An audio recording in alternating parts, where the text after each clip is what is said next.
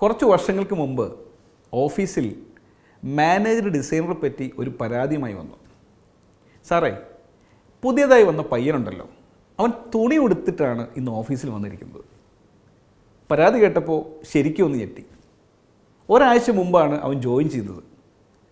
അപ്പോൾ ഈ ഒരാഴ്ചയും അവൻ തുണിയില്ലാതെയാണ് വന്നിരുന്നത്. എന്താണെന്ന് നോക്കിയപ്പോഴാണ് കാര്യം മനസ്സിലായത്. പയ്യൻ നല്ലൊരു ഡബിൾ മുണ്ടും ചന്ദന കളർ ഷർട്ടുമിട്ട് കുറിയൊക്കെ തൊട്ടങ്ങനെ കമ്പ്യൂട്ടറിന് മുന്നിലിരിക്കുകയാണ്. അവൻ ഉടുത്തിരിക്കുന്ന ഡബിൾ മുണ്ടിനെയാണ് വടക്കൻ കേരളത്തിൽ നിന്നുള്ള എൻ്റെ മാനേജർ തുണി എന്ന് പറഞ്ഞത്. ഓഫീസിലാകെ ഓണം സെലിബ്രേഷന് മാത്രമാണ് എല്ലാവരും മുണ്ടെടുത്ത് വരുന്നത്.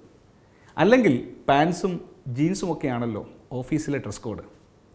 പക്ഷേ ശരിക്കും തുണി ഉടുക്കാതെ ഓഫീസിൽ പോകാൻ പറ്റുന്നൊരു ദിവസമുണ്ട്.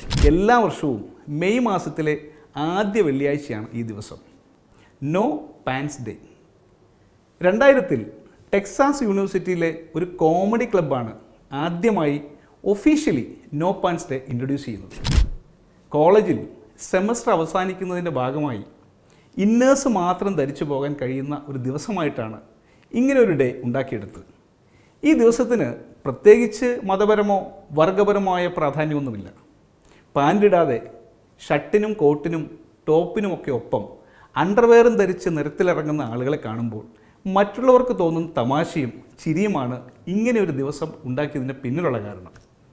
2014 തായ്വാനിൽ റിബോക്ക് അവരുടെ ഈസി ടോൺ റേഞ്ച് ഷൂസുകൾ ലോഞ്ച് ചെയ്തത് നോ പാൻസ് ഡേയിൽ ടോപ്പും അണ്ടർവെയറും ഒപ്പം റിബോക്ക് ഷൂസുകളും ധരിച്ച ഫിറ്റ്നസ് മോഡലുകളെ പട്ടാപ്പകൽ നഗരത്തിലിറക്കിയാണ്.